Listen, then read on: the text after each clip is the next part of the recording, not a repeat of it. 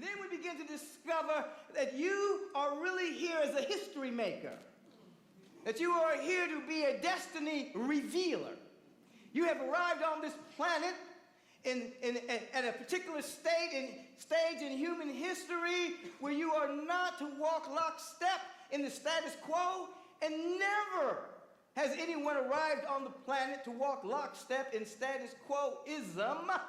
You have arrived on the planet to stretch the status quo. You've arrived on the planet to allow for your giftedness to express itself, so the status quo, which is bendable and pliable, is always expanding to reveal more and more and more of the infinite nature of God. And though you have acclimated into the human experience and learned how to protect yourself and feed yourself and clothe yourself and all of that, you are keenly aware as you awaken spiritually that that's just the beginning of your incarnation, that your incarnation is truly about revealing a destiny that only you can give and share vibrationally on this planet, so that you are a history maker, not just an individual that studies history, which is a good thing to do, but you are here to make history.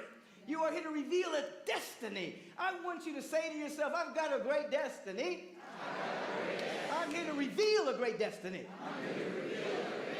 And so it is in this consciousness of establishing yourself as an individual that's allowing destiny to unfold. The surface mind says, how do we do this? And of course, we speak of vision, we speak of possibility, we speak of articulating our dreams, we speak of all of these things, but there becomes a moment in which you fall in love with the presence more than you fall in love with the presence, the gifts. In other words, you fall in love with God more than you fall in love with what God can give you.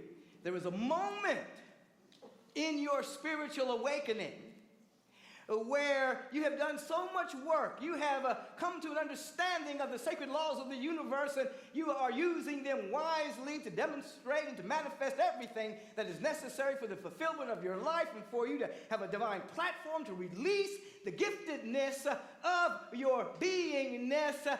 But there comes a moment where you move through another stage and you love the presence more than you love what it can give you. And it is in that moment that you touch a power and a presence that is beyond description. I think about a moment in which Dr. Martin Luther King Jr.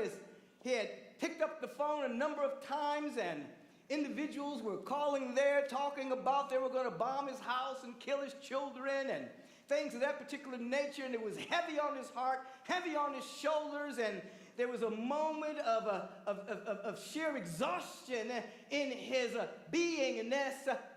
And he began to pray, and he began to call on some sacred music and pray. And there came a moment in his life, in that second of his darkest hour, where the presence of God became so real to him, beyond what he was trying to do in the world, beyond the changes that he was trying to make, beyond his own personal safety.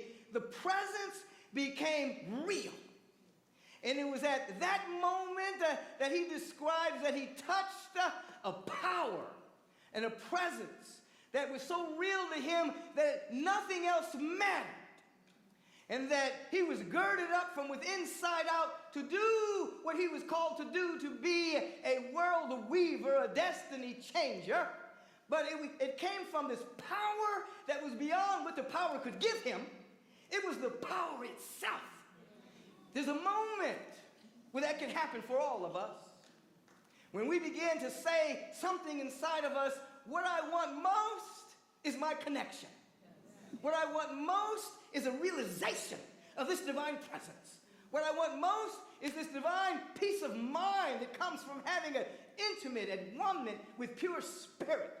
And as that begins to happen, subtly, little by little, incrementally, we shoot the gap and the contraction and expansion that happens.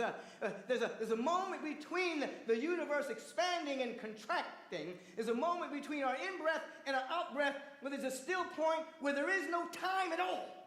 And it is in that instant where eternity breaks into time for us. That's why you meditate, by the way. There's a moment when that happens and all of life reveals itself to you in an instant, in a nano, the second. The eternal, where there is no time, becomes the activity of your awareness, and then signs follow consciousness. Signs don't precede consciousness. People are looking for signs, but signs follow the shift that is taking place by your inner work that you are taking. So going back to my brother Dewan here. He calls me. He calls my line from time to time and leaves messages. We met in Trick Terminal Island when he was incarcerated there 17 years in one cell at one point, and met our prison ministry, and he was telling me we would come in there talking about we love you, B.T. Taylor talking about I love you, and he's saying, you don't know me, how can you love me? You know, now he's one of those guys, you know what I mean? But he was sharing with me this story, called me and he said, Rev, listen, I'm not going to tell you everything, but I think this is important. He has this beautiful, beautiful job now with the correction facility. And they turn people who are about to be paroled over to him to help write a prescription for their life. He gets to bring them into society and make them, or help them assist in making the right choices to become in the kind of life that is destined, that's within all of us. So February 6th, a number of years ago, he was set up, which is what sent him to prison. And so he's looking through his files, he's telling me, and he looks and he sees the name of the person that set him up.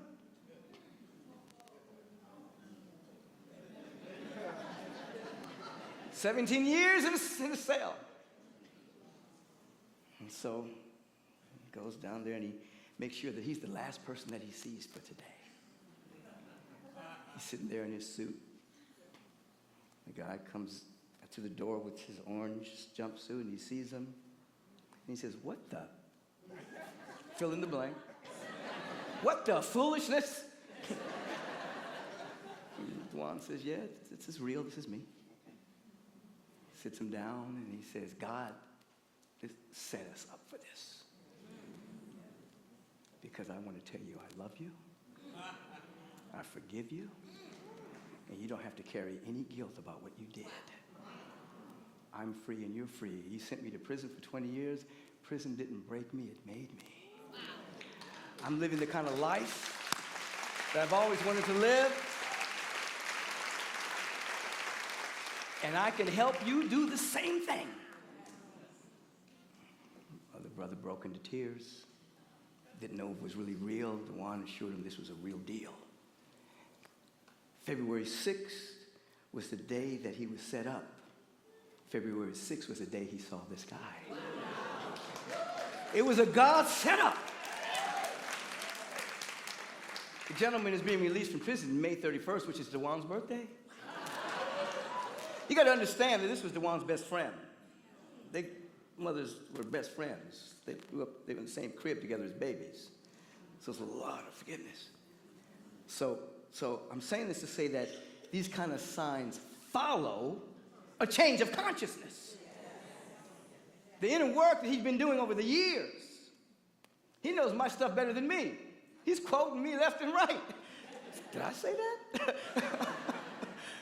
He started talking to me about, I learned the word endogenous from you, and I'm teaching this and I'm teaching that. I mean, he's making me feel so good, you know.